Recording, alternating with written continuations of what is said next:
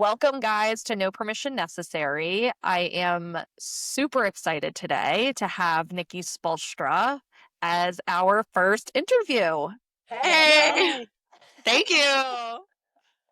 What an So honor. excited. Yeah. I mean, I'm going to read your bio and then we're going to ask you all the fun questions. And, our vision for our interviews has really been born out of who do we admire? Who do we respect? Who do we want to learn from, grow from, and laugh with? Right. And so, for all those reasons, you were picked as our first guest. Well, And thank you. yeah, you're welcome. So, for the listeners, Nikki Spoelstra is a modern matriarch and an award winning educator. She is an entrepreneur, a philanthropist, a divorced mom of three, a dog mom, and a former teacher of the year. Nikki created her podcast in 2021 to highlight stories of tenacious women. The Becoming Her podcast, an exclusive online women's community, help women to become the her of her highest desires. The show has been nominated for the People's Choice Podcast Award and two Gracie Awards, which honor exceptional women in podcasting and journalism. Nikki is passionate about the arts, giving back to the community, and physical, emotional, and spiritual wellness. Nikki and her family currently reside in Coral Gables, Florida. Welcome, That's Nikki. me. Thank you. Yeah, I struggle with bios, right? I'm like, you have X amount of words to describe everything that you are. And I'm like, there's not enough space. There's just not enough space because I'm a lot of things, right? Like I'm too much for a bio, but that pretty much sums it up. I Well, mean, that's I why we feel wanted to like, have you on, right? I think all yeah. all three of us are too much, period, for a lot of people, never mind a bio, right? Yeah, so true. How many times have I heard that in my life is like one too many. Yeah. Yeah. I don't Yeah, know. how I do kind of you, take it as a that's, compliment now. Now I take it as a compliment. I'm like, yeah, I'm a lot. Yeah. yeah, I was going to say, well, how have you capitalized on that? That's like a great place to start because so many women, I can't tell you how many women I come across that we talk, friends, family, acquaintances, where they say, I feel like I'm too much. Yeah, someone, a guy that I dated briefly once, we had this like very fast romance, right? And it was so beautiful, and I learned a lot from that experience. But he was like, it's not that you're too much, you're everything. And I was like, that is right. Like, I am everything. Like, and not in an arrogant way, but like, I am everything. Like, women are so multifaceted. We are so many different things. I'm not just a mom. I'm not just an ex-wife or former wife or, like I'm not my accomplishments or the things that I've done in my life. I am so many things. I am so multifaceted and multidimensional. Like, where do we begin? Like, am I too much? I don't know. Maybe I'm too much for some people, but that's like their thing. Like, if somebody says I'm too much, that's not really an assessment of me. It's an assessment of their comparison of me to them. Like, when I'm not trying to Absolutely. compare myself to anybody, right? I'm over here, like So living my true. life. I'm over here, focused. I got my eyes on my own mat, my own yoga mat. That's what they say in yoga. I'm not like looking over there. I'm not trying to compare myself of my muchiness compared to your muchiness. Like, that's an Alice in Wonderland thing. Um, yeah, I'm just if somebody thinks I'm too much, that to me is their own shit. Like, that's their own assessment and comparison to themselves and where they are. And in my line of work, in speaking with women and helping thousands of people, my goal is to stop comparing and competing and more like just set a bar for ourselves, right? Like, Mhm. and if my bar inspires you to shift your bar in your own world, in your own way, amazing. But I will no longer let anybody see my bar of where my bar is for myself and my life and say, oh, you should really change your bar. No, no, but if my bar makes you uncomfortable, you can look at yours, right? So a lot of times, in my platform, I try to hold up simply a mirror, right? And so the phrase too much is really just a mirror for where somebody is for themselves. I am not too much. I am everything. And I might not be able to be everything to another person, but I am everything for me. I I love mean, that. I feel like it's of the highest compliment that that gentleman was able to give you that gift. I mean, it Yeah. feels like a really big gift to be able It to was, share that. it changed my perspective, and it's funny because like I don't like to put too much stock in what people say about me, right? But Sure. it just took a simple like shift in perspective from that guy that I was like, wow, I really am. And it's funny because that thing was like that had a time frame in which it came into my life. And I learned so much about myself in that one simple mindset shift. And so I'm really grateful for that experience. And it's possible that other people said it to me in different ways. And that's why I think that having a podcast is so amazing, because like something that really kind of um prevented me from starting the podcast sooner was like, who needs another podcast? Who needs another girl talking about her stuff and helping people, right? Because it's like everybody's out here doing something similar, but like it doesn't matter, because like you're speaking to your audience in a way that they're able to hear you, right? So, and it's all about timing and the way that somebody is able and open to receive the information, because 5 years ago maybe they weren't open to receiving the information, but they stumbled upon Totally. your podcast and they happened to be in the right space and time to receive the information in the way you specifically are saying it. Right. So it's possible that Absolutely. like I've been hearing this message too, like, oh no, you're everything, you're everything, you're everything, from a lot of different people.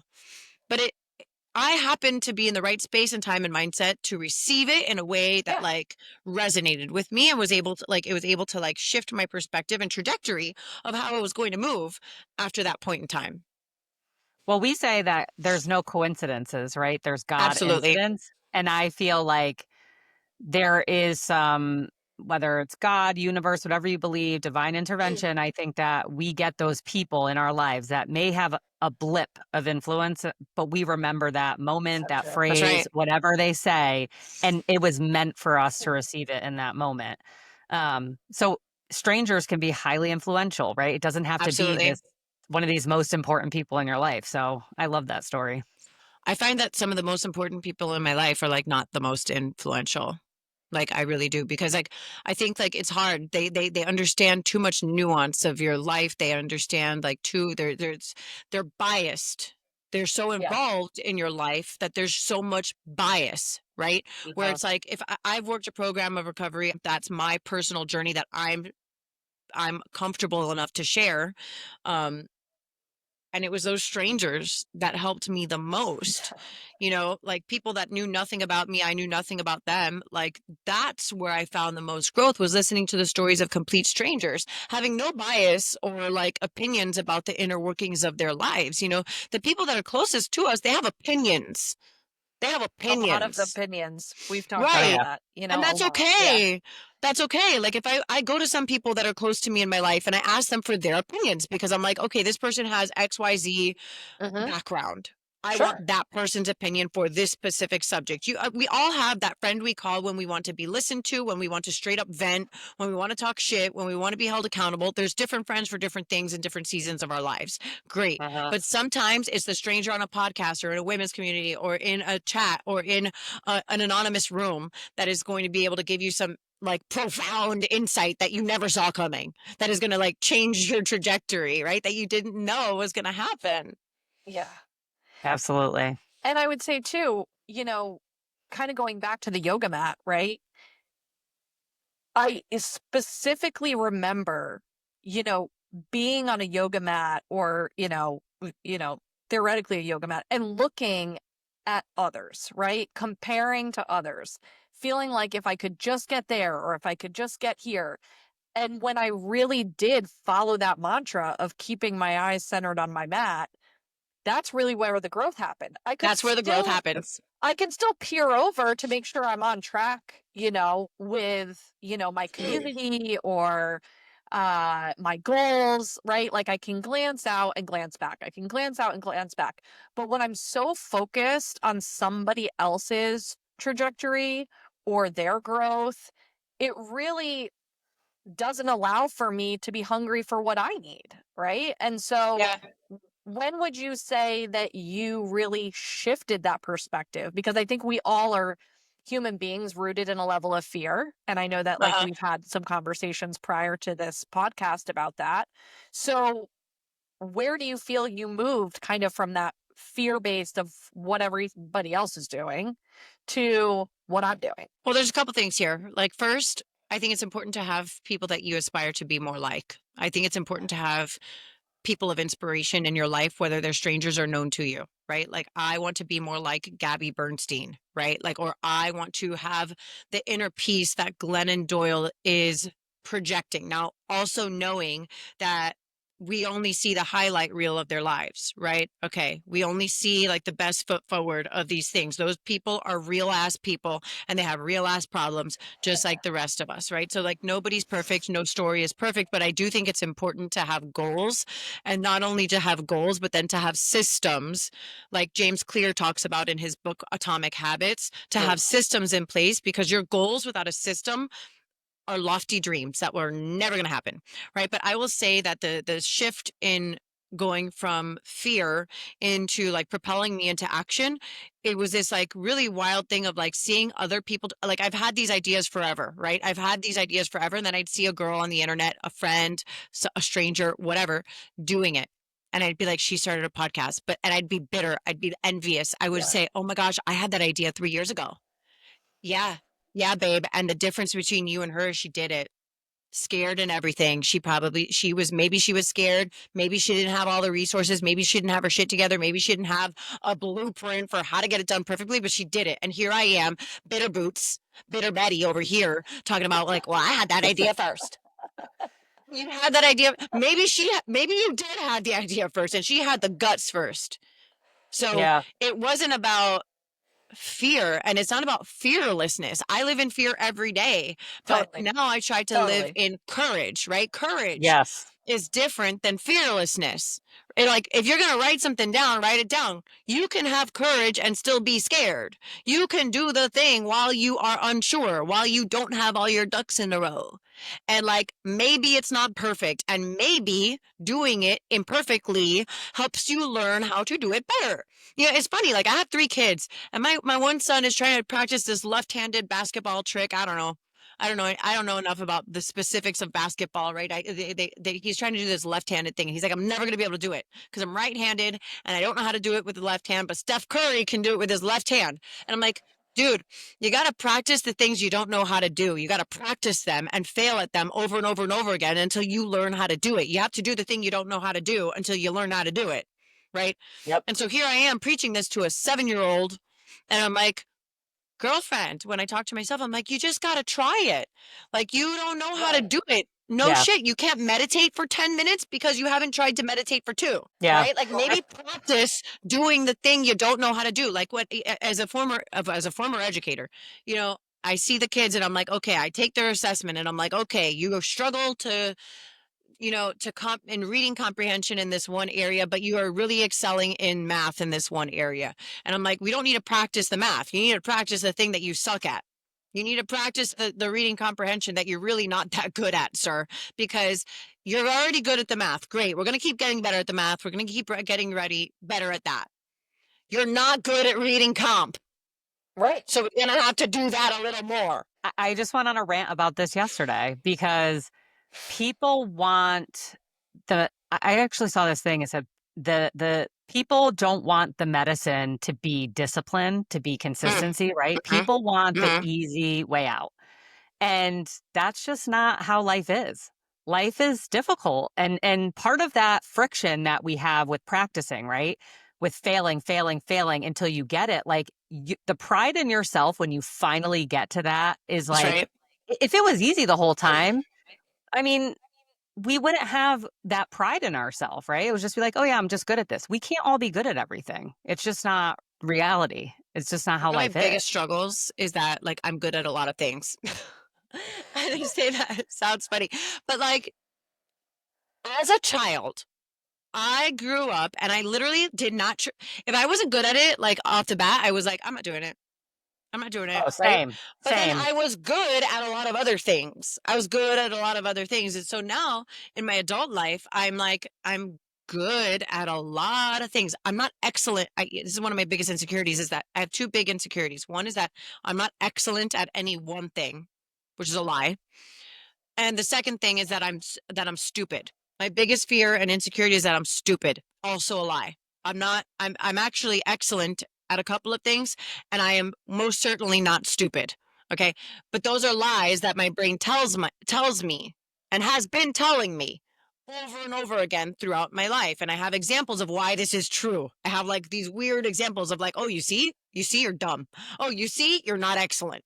I can prove those things, but I have a lot more when I sit down and look at it, I have a lot more facts that support the reality that I am excellent at a couple of things. And I am not stupid. I am actually highly intelligent, right? And so I have more examples that demonstrate those things. But I happen to be like good by nature at a lot of the things that I like, which is a really interesting part of the recipe for finding success in things, right? You want to be good at the things that you like. That doesn't mean you're going to be perfect at all the things that you like. You want to like lean into when you think about like, okay, a lot of people are doing work that they're really unfulfilled in doing, right? They're not Mhm. doing work that they actually like to do. Maybe But they're they're good good at at it. it. Right, they're Yeah. good at it. So they keep doing it because they're good at it, but they're not fulfilled. They happen to like something a lot. Maybe they're just okay at it, right? That's how I felt about a lot of things. I was like good as in average good at a lot of things. And I felt like I wasn't excellent at anything. So I was like leaning into things that I was really good at that made me a lot of money, but like I was deeply unfulfilled, right? Mhm. And so then going into this thing where I'm like, I love podcasting, I love talking, I love connecting with other women, I love having these deep and meaningful conversations. Okay, but I'm good at that. But I'm scared because I'm not great at it. And all of these other insecurities. What if you say it plays into my fear? What if you say something really stupid? Well, then that would prove the fact that you're stupid. No, no, these are all lies. Like these they're not only just lies, but they're things that our ego does. They're rooted in ego, and our ego does a lot to protect us, but it also holds us back from a lot of things. And so I think it's really important for people to lean into the things that even though they're like they might just be average at and you want to get better at them. I think it's important to like lean into those things and be willing to practice and not get it right. Like I listened to my first podcast episode ever and I'm like, oof, cringe. You know, like I'm like cringe. And that was 195 episodes ago. Right. And so that was a while Yeah, but ago. That was 4 years you ago. kept going, and You have to that keep was the thing. going. I mean, I have a really good example of this. A couple of days ago, there were the clips that came out on my episode of Jill interviewing me. I didn't like. Oh, Okay, I didn't like them. I didn't like how they were cut. I was like, so I called Jill and I'm like, I think we have to scratch it. I think we have to scratch the you episode. went I mean, I was full blown. full send in another part of the world. Okay. And what it really showed me, to be honest with you, was that I watched the clips. I actually didn't listen to the episode. And as soon as I actually leaned into listening to the episode, I was like, oh, it's actually okay, right? And there's some areas that like I would have elaborated a little bit differently or I would have changed a little bit about this, but that's like that's the growth moment.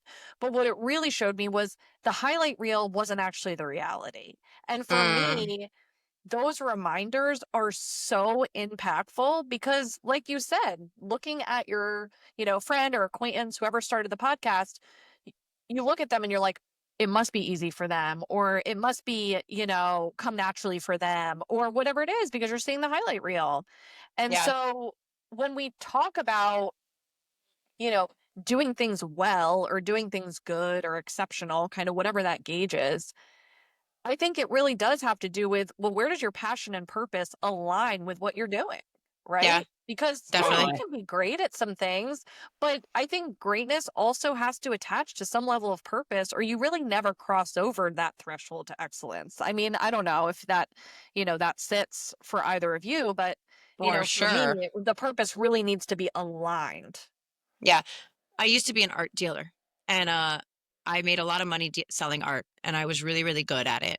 And I studied art history in college and I didn't know when I was studying art history that your job options after getting a degree in art history are to either really pursue a PhD so that you can work at a museum at a high level, or become a professor, or go into like art sales or high school teaching, right?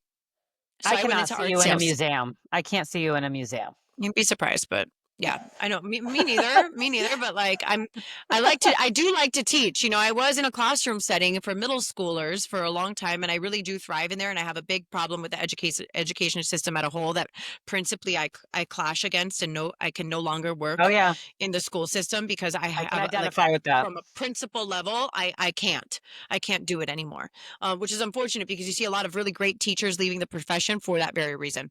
But Mhm. beyond that, you know, going back to like, okay, get a job in art sales.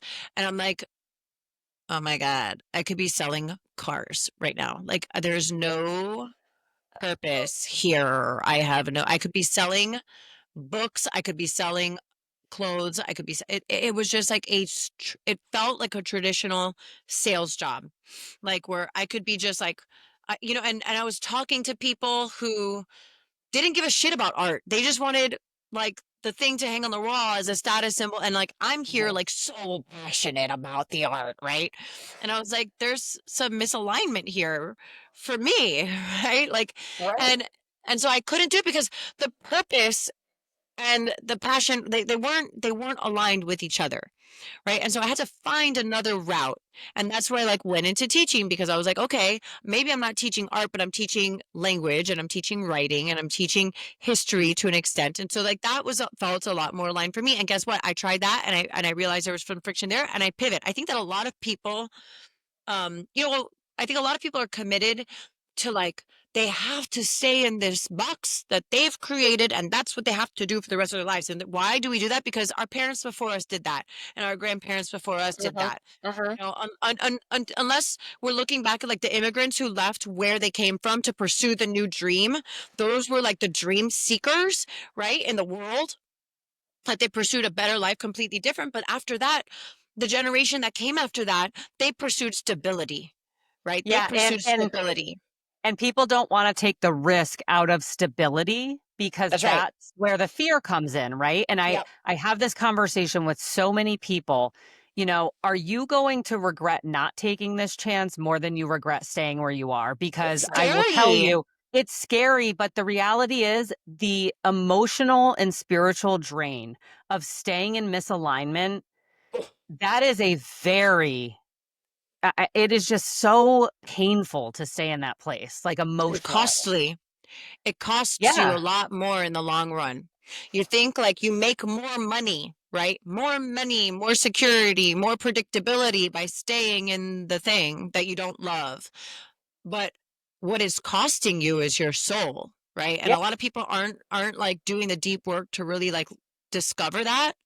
But the cost, it winds up costing you so much more in the long run than like the risk of like taking the opportunity to pursue something that you might not have done before and it might be risky and you might be like in a series of in a time of unknown for a little bit, Right. um, but the potential reward can be far greater because you're doing what your heart's calling is. You know, God plants your desires in you for a reason. Mhm. Like there's not a mistake. It's you are who you are. You are made up as you are by God's source universe and conditioning, right? And some conditioning from your childhood and what you like and what you were pushed towards and whatever. Like there's nature and nurture at play here both, and I don't think that's something we should ignore. But I think that like by staying in a space where you aren't being able to be your authentic self. Martha Beck wrote this really amazing book called The Way of Integrity.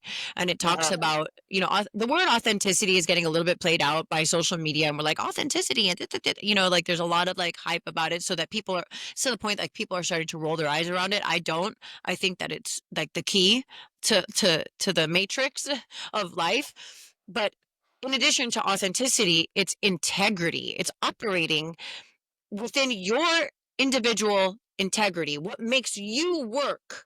What makes you function? You and I, all of us, we are built differently. We might have things in common, but we are ultimately built differently. And so we might even have similar desires and creativities and passions that are implanted in our hearts and minds, but our execution could look totally different. We are different by nature. And so we put ourselves in these brackets, in these compartments of like, oh, you do this and you do that and you do this and you do that, right? And it's all these different things, and a lot of them are actually more similar than we think they are. We just our execution of them can look a lot different, and I think it's in us, and it's our duty and responsibility to look within and see how we express that to the world and to ourselves. I mean, faith like plays a big part in that, and I see a lot of people in our society and culture today really moving away from their faith. I'm not talking religion, I'm talking their faith, right? Their Yeah, connection with universe source God. And if you have that hole in your soul, right? Money's a good thing to fill that with, for power, sure. success, right? Which can lead you to that misaligned place. But is also a good segue. I listened to one of your podcasts recently, and you were beautifully talking about how you kind of teach faith with your children and how faith is such a big part of your life. Do you want to speak about that a little bit more? Yeah, it's funny. So I'm not Jewish. I grew up in a home where my dad was raised Jehovah's Witness. My mom was Catholic. She was Puerto Rican, and she, I think, lost her faith along the way because of all the terrible things that happened to her. And so by the time my dad grew up, he and his sisters, they stopped practicing, and they stopped um participating in Kingdom Hall and all the things that traditional Jehovah's Witness people participate in. Uh-huh. And so I grew up with a very like hallmark experience of the holidays, right? Like it was Christmas, we celebrated Christmas, but there was no religion or faith that was actually associated with it. And so when I was little, I asked my dad what happened. I started to have questions naturally, right? Because children do that. Um, about like what happens when we die. And he's like, well, you go in the ground and the worms eat you. And I'm like, morbid, but makes sense. I'm like, yeah, like we decompose. I get that. Like that Yeah, tracks. Like that makes sense. Yeah, like we turn into dirt. We turn into yeah. dust. Got it. Makes sense. He's like, or they can put you in an oven and fry your ass, right? And I'm like, You're like, oh also boy. makes sense. He's like, it doesn't hurt because you're already dead. I'm like, I can live with that. Hey, hold up. What happens to like our insides? And my dad said, well, your soul lives on in the people that you impacted, Mm. how you are remembered, the legacy that you leave, like how you treated people, right? This, I was like, huh, that makes sense. So it's how my children will remember me, how, society will remember me, how people, you could go in from your inner nucleus and you can go outward from there. And Mhm. the people you impacted, I'm like, that makes sense. I'm like, is there heaven? Because I've heard about heaven at school, Dad. And he's like, I don't think so. I'm like, ooh, and then so I went through this like whole thing of like, only weak people need God. And I was Mm. like, weak people need to believe that there's heaven so that, because this life isn't good enough for those weak people and they need to believe that they're going to go somewhere afterwards, right? And now I still don't believe in heaven and I still don't believe in hell, but I do believe that I am weak, and I do believe everybody is weak. And I think that we all need God and how we understand God, because we are not meant to do life alone. I do believe in a higher power today. I believe that I cannot guarantee what it is. I just know that it's there and I know that I'm connected to it. Okay. So my kids go to a Jewish school. My older kids go to a public school where they're not teaching religion. But we do pray. We do talk about God. We talk about God very openly. Like one of my sons is like, God is he. And my other son is like, stop calling it he. You don't know if it's a girl or a boy. And I'm like, okay. And I open the conversation. I'm like, why would you think it's a boy?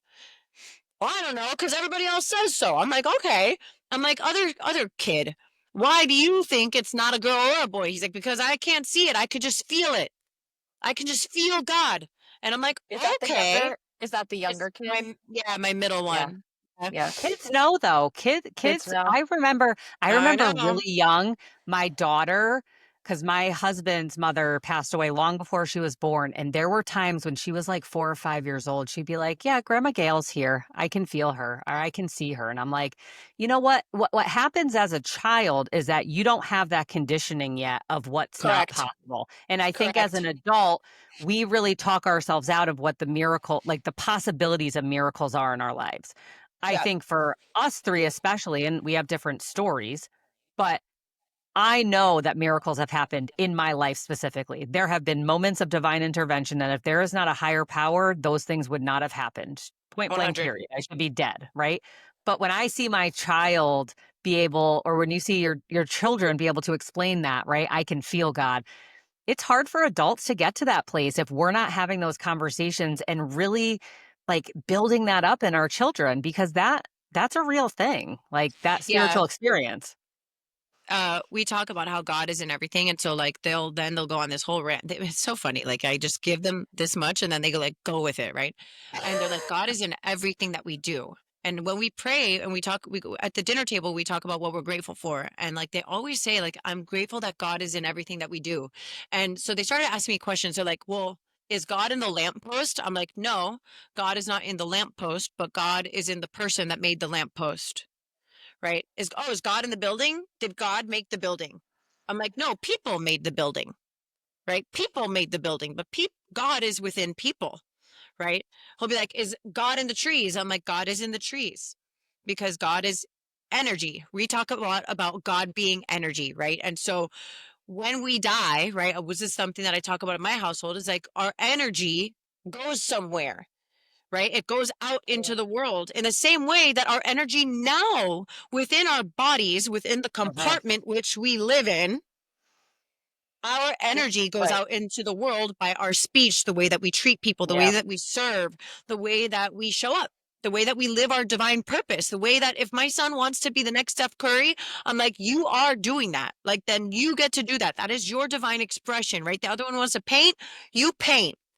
The other one wants to play an instrument. You do that. You want to be a plumber? You do that because you know what? You're being of service. And I talk about doing everything with the intention of service. I think that the antidote to suffering is service, right? I don't care if you're a garbage man, if you're the plumber or garbage woman. I don't care if you, whatever you do, if you invented a business, like the goal is to be of service to another person, another living, or to be a problem solver, right? And in serving ourselves, right? People think like, oh yeah, well, sounds like a lot of sacrifice. I have to sacrifice myself. No, no. When you serve others, you serve yourself. And when you serve yourself, you serve other people. And there's a difference between serving yourself and being selfish. There's a huge difference between serving yourself and being selfish. If I serve myself by doing what I love, which is podcasting and hosting women's community, by default, I happen to be serving other people. Right. If my gift was to be a dancer, at one point it was a gift, my dream to be a professional dancer, which I achieved to some extent. My gift of serving myself as a dancer, as a professional dancer, served other people. It did by the gift of performance. People pay to go to dance shows. People pay to go to concerts where there are professional dancers. People pay to go see people perform. You pay to go to a basketball game. You pay to go to a football game. You pay to see other people live in their divine gift. Right. And those spectators are living a dream vicariously through you. And so you're giving them something. You're giving them hope. Ultimately, you're giving them an escape. You're giving them a dream world. And so you are providing a service by servicing yourself. A lot of people What don't see would it that way. what would you call that chapter of your life? I mean, I know that through connecting with you and knowing your, different chapters, a lot of times, I think we're looked at as like, oh my God, we've lived so many different chapters in our Yeah. life, right? It Yeah. feels like we have to be at least 100 years old by now for all I the know. chapters that we've survived and lived through. So dance being so important to you at once, during a season, right? What was that chapter of your life and kind of what would you name it? Oh my gosh. I was well, first of all, I was in survival mode big time. I was in college. I was working 3 jobs to support myself. I got kicked out of my house, my family home when I was 18 years old. My dad got remarried. It was like a whole Cinderella situation. He moved his new wife in with her daughter and was like, "You got to go." And it was devastating. I didn't speak to my father for 6 years. And anybody who follows me on Instagram now is like, "Oh, your dad is super involved." And he Yeah. is. He's a great dad. But there was a time in our relationship where like we didn't talk. I didn't fuck with him. I just did not. I was like, ew, you suck. Right. So I'm over here at 18, completely financially independent from my parents. Uh, I'm paying my own rent. I'm paying my own tuition. So I was working a lot. I was a professional dancer for the Miami Heat, and I also danced for Latin artists, Mark Anthony, Jennifer Lopez, Prince Royce, but whatever, a lot of Latin artists, right? I'm also teaching 12 dance classes to children a week. I'm working at Diane von Furstenberg, which is clothing boutique at a fancy mall here in Miami. And I was go-go dancing at nightclubs, right? Like so like you go to the club, I was at the club dancing. It was great fun because I was with all my friends. To me, it was better than being a bottle service girl because I didn't have to talk to people. I'm like, nah, fuck you. I don't want to talk to you. I'm like, I don't want to talk to these drunk I just idiots want to now. I don't want to perform. Just leave me be. yeah, I'm like, I just want to dance at the club and have no one talk to me, right? So I'm like, not sure. I'm like, I realize I can make a lot more money as a bottle service girl, but like, I'm not trying to talk to your idiot ass drunk and bleh, no. I drank too So, much of the bottle to be a bottle service girl, right, so I that couldn't do never it. worked I wasn't out able for to do me. it. That I was like got doing cut out real shots while quick. I was dancing, but at least I was like burning it off. I'm like, right? Like I'm in the background, I'm still working. I'm still here dancing. So whatever. At the time, dance was like, even though I was in a big struggle in my life, right? And I was trying to make ends meet, it was like so alive. And people ask me really what the thing I miss most about like performing. And while I felt so alive performing, I felt like I could be anything while I was on the stage. What I miss most, what I realized, and this is how it's all divinely connected, is I miss the camaraderie of the locker room. I miss sitting down with Yeah. my teammates and my sisters doing makeup and talking shit and being like, "What'd you do this weekend? And what's going on in your life? And hey, teach me how to do my eyelashes like that. I can't put eyelashes on. Teach me how to do that. Hey, how do you do that thing with your Totally. hair?" Right? I miss the sisterhood of it. Yeah. Right? So that's what, 100%. even if you take me from there, like that was a seed that I was like, how I'm missing something in my life after I have kids and after COVID's happening and I left teaching. I'm like, I am missing something big. Community. And Yeah. it wasn't being on stage. And yes, I miss being on stage, right? It was the community. It was the sisterhood. It was having a family to go to when my family was falling apart, right? When I got Right. kicked out of my house, I don't have a relationship with my mom. My dad just went and did the whole Cinderella thing. My family were the girls that I danced with, were the women that I danced with, were the people, were the friends that I made, the family I created. And so after a postpartum experience where I'm like so isolated, I had just had children, I'm coming up being newly sober. I'm getting sober during COVID. My then husband was Yikes. away for 3 months in the NBA bubble. I'm alone with 2 little babies under 2 years old thinking, how am I going to do this? That's when I found, a 12-step program that guided me into my recovery. Again, a community, right? Then I'm like, Yeah. I want to amplify this. I want to do more with this. That's where I start the podcast, right? And I start to build a little cult following, right? Its own little tiny cult following, but a cult following nonetheless of people who are seeking what I'm serving, and they're taking it and it's impacting one person and then it's impacting more by whoever they touch and impact. And now I have the Becoming Her community, right? Where we have 37 members, again, small but mighty, where we are doing the work every single week together, right? We have a community. We talk about things, we bounce ideas off, and then we're talking about people, women from all walks of life with different sets of resources and abilities and skill sets that are coming together every week to do this. And I'm like, oh my That's gosh, this is what beautiful. I've always wanted. Yeah, this is what I've always wanted. I've wanted this family, this community, this feeling to come back to me, that, to be fair, I've had since I was a kid, and on my gymnastics teams, on my cheerleading teams, and on my dance teams. And let's be real, none of that's perfect because girls can be catty, Yeah. you know, but you learn You learn how to interact with people. And I think that one of the biggest disservices, and this is kind of like off topic of where what we're talking about right now, but it is all connected, is like one of the biggest disservices we can do for our kids is solve all of their problems. They don't like their teacher. True. We give them a schedule change. We're like, we go to the office. We're like, my kid doesn't like that teacher. Get them out of that class. That is the biggest disservice you can do, is teach your children that Agreed. they don't have to, do we have to tolerate mistreatment? No. Do you have to learn how to interact with people you don't always like or agree with? Yes, you Yes, Yes. you do. do. Yes, you Yes, Yes. you do. do. Yeah. And it's so funny because, I was not a professional dancer, but I competed in dance for many years. And the community that we built still to this day, I mean, it wasn't that long ago, a few summers ago, that we all got together for like a little reunion, all the So women that I special. danced with, their kids. And what I tell people all the time is like, it wasn't, yes, dancing, I loved it. I want my daughter to dance, all the things. And what was the most special was the late nights in the hotel room, like pranking That's our right. dance instructor, having the, powwows, in the middle of, our dance studio, because that's where we lived and breathed all of our free time, right? And it really taught me how to be a mom, how to have relationships with women, how to connect with others. And yeah, that got lost, right? Through my addiction and through my challenges.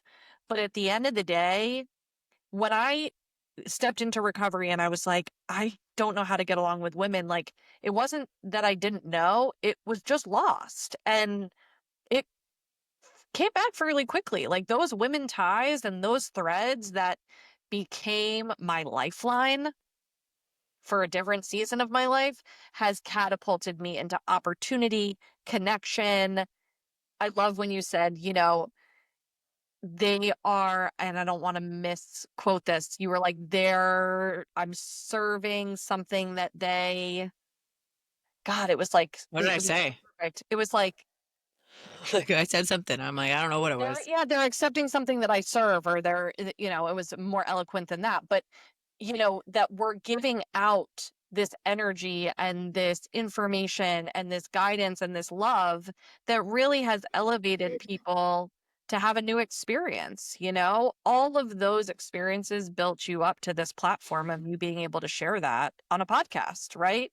Or in a 12-step group, or in a community of professionals. I mean, I know right now you're utilizing your skill set to develop community for kids, right? I understand that you're, building a playground for children in your community. And like, Yes.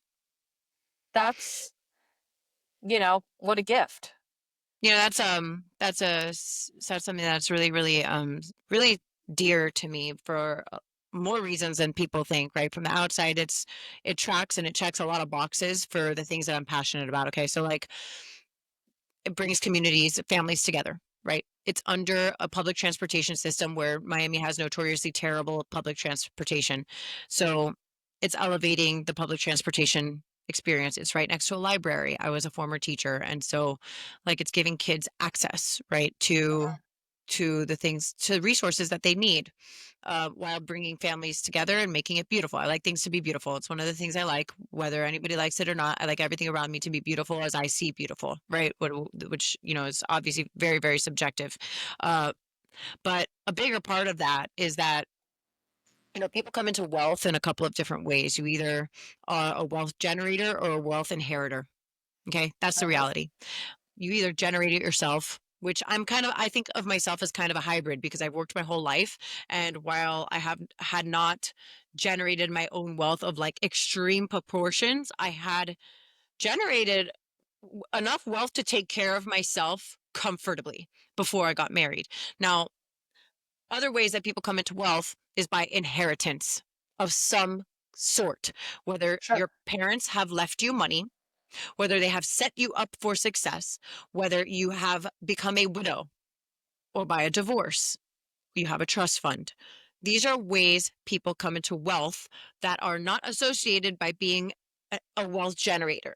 And you can be both. You can be a wealth generator and a wealth inheritor. Now, I have a lot of discomfort around my reality of being a wealth inheritor.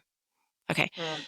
That takes a lot of courage and a lot of like Mm. vulnerability for me to even say out To loud. say. Yeah. I don't Yeah. like that I'm a wealth inheritor. And that's wild because I don't even judge other people for being wealth inheritors. I'm like, lucky you. I'm like, good for you. Your parents left you some money. That's nice. Right. But for me, I judge myself. I feel sick about it. Why? Why? Wh- Why do you think that is? Why? Why? Because I have my own hangups. That's like my own work that I have to continue to do, right? That's my Mhm. own work that I have to continue to do. Maybe But I you know feel what? Saying it undeserving out of loud, society. yeah. But Saying saying it it out out loud, loud, that reduces the shame around it right of there, right? course, Because of otherwise, course. if we don't, then it just it becomes stronger and stronger, and we go down a different path with those insecurities and those negative cognitions. Exactly. So the park that we're talking about, because of my discomfort around being a wealth inheritor, first of all, I feel the endless need to prove that I'm also a wealth generator. I'm like, no, everybody, I swear, I'm a wealth I work. generator too. I work, I do stuff. Right? Like, who am I proving this to? Like, it doesn't even matter. But the reality is, like, I have those isms also. So, like, I don't sit here and talk as if I am like so holy and so perfect and so grown and so healed and so like elevated that I don't struggle with my own shit. Right? I have my own shit around being a wealth inheritor. So, what have I done? I'm like, okay, well, this is my reality. Some of it feels icky. I don't love it. So, this is gonna sound nuts, but like I was watching Ozarks and I'm like, that's called money laundering. I had never heard of money laundering before that until that show, right? And I'm like, okay, so this guy is cleaning money. I want to be really careful so that people don't take this out of context. But I'm like, Well, and appropriately, don't worry. money is energy. Okay. This is where I'm Yes. going with this. Listen, hear me out. Money is energy. You did a job, you earned money. You spent energy and you got money for your energy, right? Money Correct. is energy. I don't like the energy that my money holds right now. I don't like it. Now that makes So what am sense. I going to, right?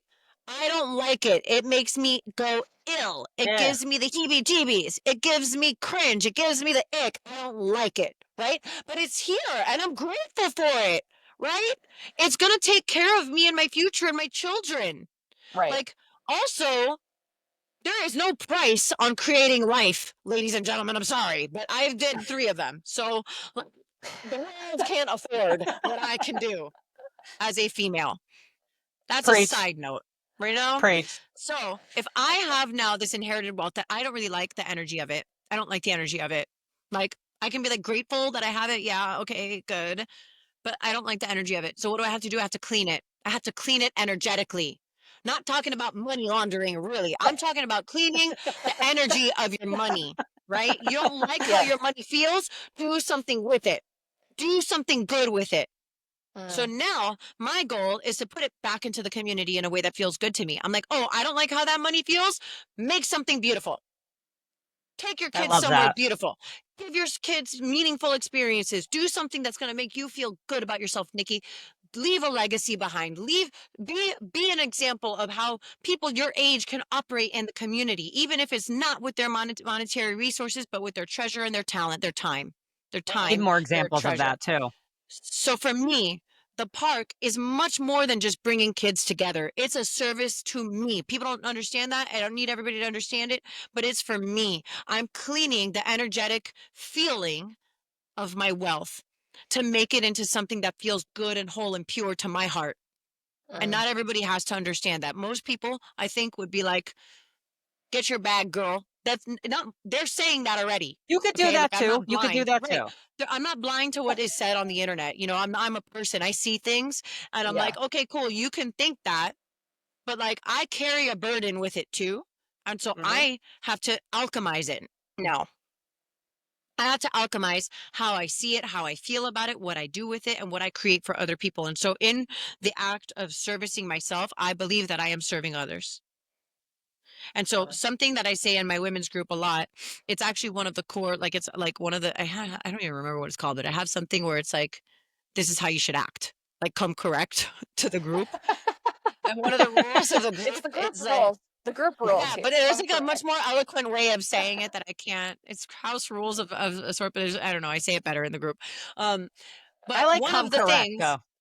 come Yeah, I like the correct, come correct right? too. Yeah. Yeah. But one of the things is give more than you take, and then Mm, everyone receives. Because there Love is a that. difference between taking and receiving, right? Hmm. The yeah. energy in taking is different from the energy of receiving.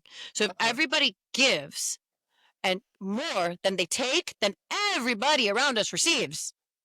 Receives. Oh my gosh, what a Mhm. gift. What a gift to be able to receive and be comfortable receiving, because you know what? I give so much. I'm happy. I'm open to receiving. Yeah. I think I that think I think they're all connected women have a hard time receiving, I think, in general, for though. sure. There's something around that. One thing I want to make sure we get to is this whole I could talk concept. forever. We could too. We could too. I could I'm a listen to you professional forever. talker. Well, all these topics are near and dear to my heart. I love getting into, like you said, I love getting into those deep conversations with people. That's why I Mhm. suck at small talk. Don't put me in a Me situation too. where I have to do small talk. I am I have. awkward, awful. I don't love it. But if you want That, to talk about yeah. some real deep, weird stuff, I'm into it. Let's do I'm it, your right? girl. Yeah. But I do want to talk about the modern matriarch and like how that came about, Mm, what that means to you, because I do think that's going to hit with a lot of women as well. Yeah. I wanted nothing more than to be a wife. Like I love history. I think that women are the necks that turn the head. I think that women are the neck. I think that, we can run kingdoms and empires and worlds and systems, if people weren't so scared of us. And I think that women, we have so much power. And I think that's what makes society at large scared of us, is because we are so much, we are everything, and so growing up, and more so like in my late teens and early adulthood, I was like, I want to be a wife, right? I want to be someone who is a teammate to a person, um, where I can elevate them and they can elevate me. And so I had this dream and this fantasy of what a matriarch was, and that it meant being the counterpart to the male in my life, whoever that might have become, right? And so I fought really, really hard to become that, and it was hard and challenging for me, and ultimately I found myself um becoming a co-parent with the person that I had children with. And I was like, well, now my dreams of becoming a matriarch are dead in the water. And I thought, I had a long think about that, a lot of journaling. And I'm like, actually, like the way I see myself is I'm the breaker of chains, right? Like I am the first person in my family to get sober. Like I come from a long line of addicts and alcoholics, and I'm the first person in that line to do the work and actually become sober and sustain sobriety um, over a period of time. And what I have seen in doing that healing work is what when you heal yourself, you don't just heal your downline, you heal your upline. mm, So my mom, who is in the energetic universe now, um, I believe that in me getting sober, I've healed her. I believe that I've healed my grandmothers who are no longer with us. You know, I've healed my aunts who are older than me, who are now considering their sobriety and taking a look at their alcoholism and their addiction, you know. Uh, and so when I think of myself as a modern matriarch, it is truly that, I am a matriarch of my family. I am the glue that holds my family together. I am an example of what it means to take care of yourself. And at the same time, you know, I think the old school matriarch was self-sacrificial. She was a martyr. Mm, The modern matriarch is not a martyr. She services her family because her cup is full, because she yes. fills her cup, right. and she allows others to fill her cup as well. She holds people in her life accountable. She She receives. associates herself with others. She receives. She associates with people who are giving. In addition, she's not just giving endlessly and being beaten down and sacrificing. We look at the mothers and the grandmothers who came before us. They are tired. They are tired. I am tired, For real. but I am full and I am Right. enlightened and I am Right. alive, right? I'm tired Right. because I need to sleep more. My soul is very much alive. I feel like I am getting and receiving more than I give, which is wild to me because I give so much. But when I give this much, I'm receiving so much too, and I'm doing it with people that are on a similar wavelength as me. I feel that I'm instilling good things in my children. I feel like I'm bringing people into their lives who are caring, and I Mm. don't feel like I'm depleting myself and that I'm like cutting off my own legs so that they can have them. I think about a lot about the book The Giving Tree by Shel Silverstein. Such a good book. It's such a good book and it's so sad, and I still like when my kids read it, we have a different interpretation of it every time. Like for those of you who don't know the Shel Silverstein book, like it's a tree that basically gives endlessly to this child who becomes an adult, right? And she loves that child unconditionally, even though it takes and takes and takes and takes from her until the point that she's just a stump, right? And to me, it's a very old fashioned way of looking at unconditional love. Mm. I think that that's a tired story and one that needs a little bit of changing. I think now it's become a cautionary tale. Yeah. You know, like where some people might have associated that at one point with a mother's unconditional love. Right. You know, I do believe in unconditional love. I feel like I only have unconditional love for my children. Everything else has condition. Other than that, all of my love is conditional because how you treat me is how I receive that, and I mirror that and how I reciprocate it. Outside of my kids, my love is conditional, even to my parents. If you want a seat at my table, you got to come correct now. Right. And Right. Love even, that. kids, my love is conditional. It's unconditional, but I'm like, you still got to come correct because I will love you because you are my kin. You are my offspring. You came from my body, but I will draw a line when necessary. And Boundaries. I think that, yeah, and I think that that has a lot to do with what today's version of a modern matriarch is. Women now have resources, we have power, we have knowledge that we didn't have before. Mm. And so it is appropriate that the term matriarch gets redefined over time because society has changed, gender roles have changed, a woman's role in the household and a family system has changed. And guess what? Women aren't cutting off their noses anymore. We're just not doing it because we don't have to. And we know that now. And that's what makes it so scary and intimidating for other people. Men, I love men. I love men. I really do. I like when we talk about like toxic patriarchy, I'm not talking about like I hate men. I'm talking about a system that scared men are deeply in their false masculine by pounding their chest, being like, I'm a man. No, you're a mama's boy. You're a little boy that is looking for his mother in every woman he meets. Yeah, and Your everyone brother maybe. is your mother. Your wife is your partner. Right? I love men. I love men who stand up like for and about women. That's not to say that women and what we do is always right. No, we're wrong. We're wrong a lot. I'm wrong a lot. You know, but I'm here for the men that like see women for the magic that they are, who and honor it. And there's a lot of Yeah. guys who can't do that because they're scared. They need to feel like a sense of fake power, a sense of fake masculinity, and I think that like I could go on a whole tangent about how feminism like swung us in one direction and like made little bitches out of a bunch of men. But I think we're seeing a trend in somewhere in the middle happening. And I think that guys are stepping up. I think that guys are starting to meet us where we are. And I think it's In a lot of good. different And I, ways. and I Yeah. believe, Yeah. that Yeah. it's happening, because there's a lot of bitter women out there too. There's a lot of bitter women and they'll never be, Yeah. you know what? The bitter woman will not become a modern matriarch. You can't be a bitter, You can't be a bitter woman and become a modern matriarch. You can't. What do you feel like you have given, you know, given yourself permission to change? Yep. I was thinking about no permission necessary.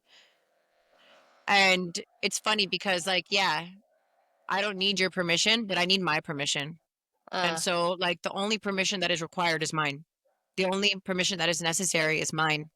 Um, I do not need anybody else's permission to change my mind. I'm in charge of me. Mhm. And it also comes with a lot of responsibility. Spider-Man said, with great power comes great responsibility. You can quote Spider-Man on that, and he's a pretty special dude, you know. Um, but it's true. So like I only need my permission to make changes in my life and the way that I believe things, right? My thought processes, my choices. Mhm. Understanding that I still have great responsibility and that my choices will impact other people, especially my children, right? So while I don't require anybody's permission, it's not necessary for me. I do require my own. And I also, at the same time, must understand that as a modern matriarch, all of my choices will directly impact those around me, especially my children. And so this idea of like no fucks given, right? No, I don't buy into that. I don't believe in like we don't give any shits, like good vibes only. No, good vibes mostly. If I'm living a mostly good life, then I'm winning because there's like the perfection is the myth that is destroying people's lives, right? Yes. And so no, good vibes only. No, no fucks given. Absolutely not. I give fuck. I give a fuck. I do. I care. I A really lot, do care. actually. I care a lot. I care a lot. And I think that like the no F's given thing is a big lie to like give people excuses for misbehavior. Hmm. This is a great segue, and I don't think we prepped you for this, but that's what makes it even better. We do a permission slip at the end of Ooh, each episode. I love And this. so, yes, so I think this is a good segue to kind of wrap up this beautiful such a great conversation segue. and Yeah. have you give our listeners the permission slip that they need for their life. You have permission to be wrong, okay? You have permission to make mistakes. You can be wrong. You can think one way and give yourself the permission to change your mind. Mm. You can say, oh, you know what? I was really sticking to my guns on that one, but guess what? I want to change my mind and I want to be different. A lot of us are so self-righteous. We really believe we have to be a certain way. Oh, And I'm stay in that angry. mold. Yeah, I'm Yeah. angry and I'm Yeah. going to stay angry because Stay I on that hill. deserve to Stand be on that hill. angry. Yeah. Yeah. You have permission to change your mind. You have Mhm. permission to be wrong about yourself and other people. And you have permission to be yourself and live the way that you want to live. Those are my permission slips. I love those. So amazing. Well, Nikki, thank you so much. I feel like we could talk for hours and hopefully we'll be able to Yes. do a part two of this interview. Thank you for joining I us on love No that. Permission Necessary. And we are so grateful for your wisdom, your strength, and you empowering us to be able to take the risk, right? And start a podcast because you Thank definitely are a you. contributor. So thank you. Absolutely. Thank you so Thank much, you. ladies. It's been such a pleasure to speak with you guys and your audience. And if your audience is looking for more and they want a deeper connection, they can check me out. I like answer all of my DMs at Nikki Sapspo. And if you're She looking for does. even I can attest to yeah, that. I really do. I do. And then, you know, my group, my women's community, we meet once a week on Wednesdays, and then we have webinars, monthly webinars from experts in the wellness industry. So that's available on a platform called School, Skool, and the link is in my bio on my Instagram if you want more information for that. It's a great group. It's lovely meeting with people and having a sense of like sisterhood, but also like a sisterhood that holds you accountable for your shit. So Yeah. I hope to, if you have any questions, you can reach out to me directly and I'd be more than happy to answer them. And ladies, thank you so much for giving me a platform to speak and share with your audience. And I think you're both so amazing. Thank you, Thank Nikki. you. Appreciate you. Bye.